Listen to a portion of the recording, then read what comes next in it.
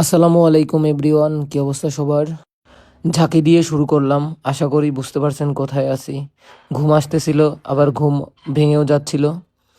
যাই হোক, আমাদের প্রাইভেট কার থেকে নামিয়ে দিল। নামার পরে আবার হাঁটা শুরু করলাম। সামনে আমাদের জন্য ওয়েট করতেছে আমাদের পার্সোনাল টেসলা। দেখতে দেখতে চলে আসলাম 300 ফিটে। পার্সোনাল টেসলা থেকে রিক্সা ক্যাফেতে নামিয়ে দিল আমাদের। ক্যাফেতে ঢুকেই দেখি আমাদের জন্য ওয়েট করতেছে বড় ভাই।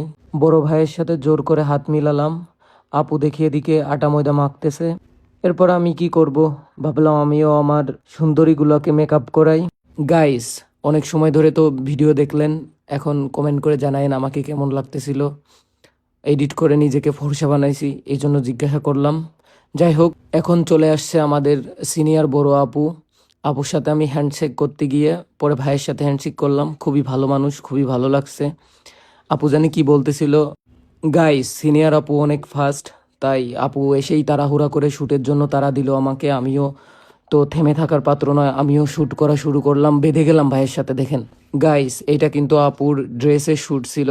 অবশ্যই দেখতে পারবেন কিরকম শ্যুট হয়, কি করি। আশা করি ভালো লাগবে, মজা লাগবে, আনন্দ পাবেন। দেখতে থাকুন, চোখের শান্তি লাগবে। দেখতে থাকুন গাইস। এরপরেই দেখতে পারবেন নাচানাচি, নৃত্য, ড্যান্স। সাথেই থাকুন গাইস। আরেকটা কথা, বড় ভাইকে আপনারা কে কে চিনেন আর আমাদের মডেল আপুকে কে কে চিনেন অবশ্যই কমেন্ট করে জানাবেন। যদি তাদের ভিডিও আগে দেখে থাকেন অবশ্যই কমেন্ট করবেন। এরপরে শুরু করলাম সিনেমাটিক নামক স্লো মোশন ভিডিও। আমি বুঝি না এই ভিডিওগুলোকে কেন ওনারা সিনেমাটিক বলে। আসলে এটাকে সিনেমাটিক বলে না, এটাকে স্লো মোশন ভিডিও বলে।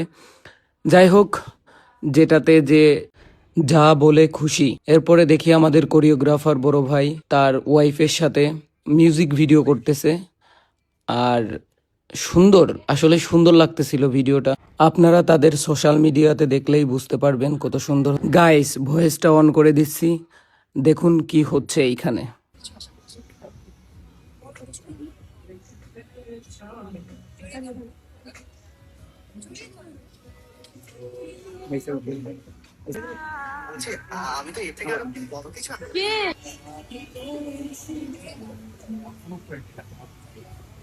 এই সিন দেখার পরে আপুকে বললাম আমি খাবো। আপু আমার জন্য 4 প্লেট ভাত নিয়ে আসলো। খাওয়া শেষ করতে না করতেই রাত হয়ে গেল। আবার শুরু করলাম আমাদের শুট। আমি আপুকে বারবার বলতেছিলাম বাঁশঝাড় থেকে বের হইতে। আপু বাঁশঝাড়ের থেকে না বের হয়ে বারবার ওই বাঁশঝাড়ের ওইখানে দাঁড়িয়ে ঘুরতেছিল। ওইভাবেই নিলাম আর কি। ও আচ্ছা, এরকম করার কারণ হলো আমি বুঝাইতে চাচ্ছিলাম যে আমাদের শুট করতে করতে অনেক রাত হয়ে গেছে। এটা আপনাদের বুঝাইতে চাচ্ছিলাম, কিন্তু এটা আগে দেওয়ার কথা ছিল, পরে দিয়ে দিয়েছি। গাইস, ফাইনালি আমরা শুট শেষ করলাম 4টার সময় এসে। এখন রাত 9টা বাজে। এই ভাইয়া, এই যে শুট করলেন, কেমন লাগতেছে আপনাদের বা কেমন লাগছে? অনেক ভালো। এই তো রাহাত ভাই, আমার নামে মিথ্যা কথা বললে এভাবে মার খাইতে হয়। আপনি আমার নামে মিথ্যা কথা বলতেছিলেন। যাই হোক, মজা করতেছিলাম আমরা অনেক। আর ভালো লাগে নাই। এই গাইস, অনেস্টলি অনেস্টলি বলেন। অনেস্টলি ভালো লাগে নাই, খুব ভালো লাগছে। ওকে, রিভিউ তো শুনলেনি। তো এরকম ভিডিও দেখতে চাইলে অবশ্যই কি করবে আপু? আনফলো করে দেন, আনফলো করে আমগোটা ফলো দেন।